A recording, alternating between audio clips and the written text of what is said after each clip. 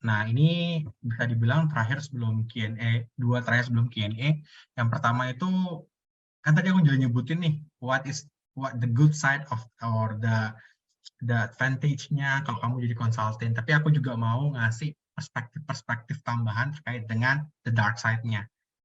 Consulting itu is a very demanding job. Jadi kalian itu harus benar-benar waktu kalian 24 jam itu kalian dedikasikan buat klien kalian, buat project kalian berhasil. Jadi ya udah kalian tuh benar-benar bakal mendedikasikan waktu kalian full buat klien kalian. It is very demanding job juga. Kalian juga kadang-kadang harus traveling sana sini.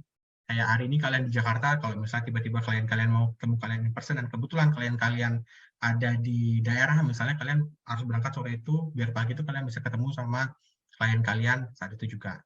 Habis itu lack of tangible results, kalau kalian adalah tipikal orang yang harus melihat pekerjaan kalian selesai dan bagaimana suksesnya pekerjaan kalian, consulting is not your industry, karena sebenarnya kayak aku bilang, kebanyakan project-project consulting itu lebih ke arah kalian tuh mengembangkan prototype solusi.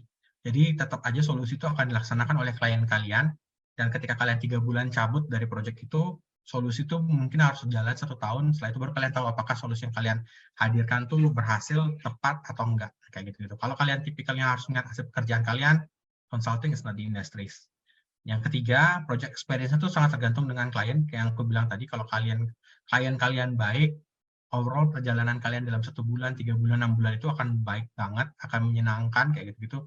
Tapi kalau misalnya klien kalian itu demanding, it's going to be small hell gitu loh in the world. Kalian harus kerja aku pernah kerja 30 hari penuh, Sabtu Minggu aku kerja juga. Jadi waktu itu kebetulan juga di bulan itu nggak ada tanggal merah, jadi aku 30 hari itu full kerja 1 bulan. Nggak cuma aku sih, tapi senior manajerku juga, partnerku juga kayak gitu. Nah itu that kind of type sih. Jadi kalau klien kalian sedemanding itu, kalian juga akan punya standar yang tinggi buat pekerjaan kalian. Yang keempat, high competition for moving up. Yang aku bilang tadi, kalau di consulting tuh orang-orangnya pada high achiever semua, driven juga tentang karir mereka. Jadi ketika kalian nanti mau promosi ke posisi yang lebih atas lagi, itu tuh bakal very tight sih competition-nya. Nah, rata-rata orang-orang yang high achiever dan juga driven itu pasti mereka juga kompetitif banget. Nah, jadi ketika kalian mau promosi segala macam, you need to have a very good case juga, best case juga untuk kalian dipromote. Itu dark side-nya sih, bisa dibilang. Tapi untuk menghadapi semua dark side ini dan juga mungkin buat menghadapi bagaimana kalian jadi konsultan, I think ada 4 advice yang bisa aku kasih. Pertama tuh biasanya aku lihat dari teman-temanku, orang yang masuk konsultan tuh biasanya punya persiapan sedini mungkin. Mereka tuh udah tahu jalur atau track tertentu yang bisa menguntungkan mereka untuk jadi konsultan berikutnya. Jadi biasanya teman-temanku tuh dari tahun pertama, tahun kedua kuliah tuh mereka udah misalnya join MUN, atau misalnya ikut lomba, terus mereka tuh udah punya bayangan di otak mereka kalau mereka tuh pengen jadi ketua panitia acara atau misalnya ketua organisasi buat memperbagus CV mereka. Rata-rata temanku di consulting itu udah planning out the entire 4 years of their college journey gitu. Mereka udah planning out tuh. Jadi ketika mereka udah lulus, mereka udah siap jadi konsultan. Itu banyak banget yang kayak gitu. Kalau kalian terlambat, biasanya kalian harus pace-nya akan lebih pelan aja. Yang kedua, perluas jaringan kalian yang kayak aku bilang tadi, aku tahu informasi terkait internku waktu itu tuh dari seniorku yang memang coming dari satu organisasi yang sama. Nah, rata-rata orang consulting tuh biasanya akan jarang banget ngelakuin open recruitment. Mereka tuh biasanya akan ngelakuin close recruitment. Cara yang paling termudah adalah dengan memberikan informasinya ke pegawai mereka yang sedang kerja di perusahaan itu. Biasanya nanti HR ataupun rekruternya akan minta kita ngasih rekomendasi junior kita mungkin di universitas atau mungkin orang-orang yang kita kenal buat direkomendasiin untuk interview kayak gitu-gitu. Nah, biasanya consulting tuh kayak gitu, it's a close recruitment gitu biasanya. Jadi jarang banget yang open recruitment. Yang ketiga, selain itu kalian juga harus penting punya mentor by the way. Itu juga waktu itu aku dibantu sama seniorku, kebetulan dia jadi mentorku.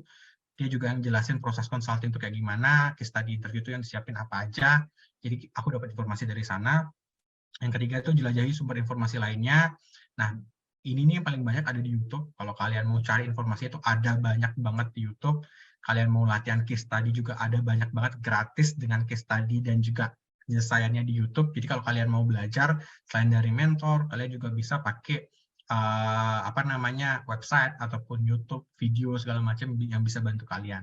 Dan terakhir, it's going to be important kalau kalian mau kerja di consulting is to improve your English skills juga. It's going to be the most crucial one sih. Jadi biasanya tahapan consulting maupun lokal maupun multinationals, they will use English gitu as their hiring process juga, mulai dari resume screening, mulai dari recruiter interview, and then the next one is going to be the case study. You need to conduct that in English juga.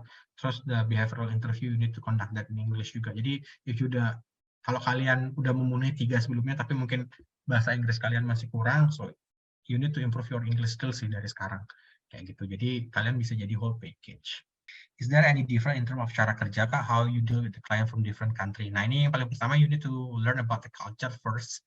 Jadi kayak kamu mesti tahu setiap negara tuh punya culture kerja tuh kayak apa. Itu tuh penting. Jangankan dari klien kamu, misalnya kerja dengan temenmu yang misalnya dari Singapura, misalnya atau misalnya dari Malaysia atau dari Thailand kayak gitu, you need to understand how the working culture there kayak gitu-gitu. Itu pertama kali dulu. Nanti biasanya kalau kamu udah tahu, biasanya teman-temanmu yang di luar negeri itu juga bakal nge-guide kamu to understand about the client's culture itu kayak gimana.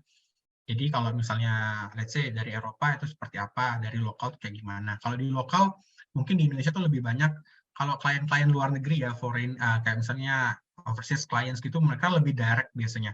Jadi kita tuh bisa bisa direct ke mereka. Mereka tuh benar-benar we can be a direct we can be straightforward to them gitu loh. Kalau misalnya it's coming from overseas clients. Tapi kalau in local like Indonesians, nah itu biasanya banyak kayak banyak unggahnya kalau di Indonesia, kayak we need to before we come up with the solutions, we need to consult first mungkin sama siapa. Nanti kalau misalnya mereka udah agree, kita mesti consult dulu. Jadi kita ngelakuin buy in-nya tuh pelan-pelan gitu kalau dengan klien lokal biasanya. Jadi kita cari dulu misalnya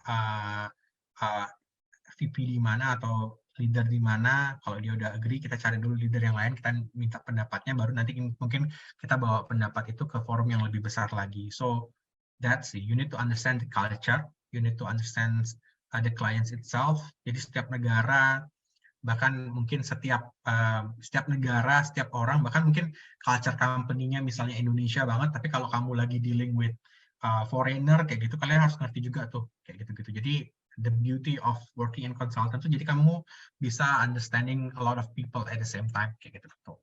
Itu. Jadi yang harus kamu perhati itu adalah culture sih.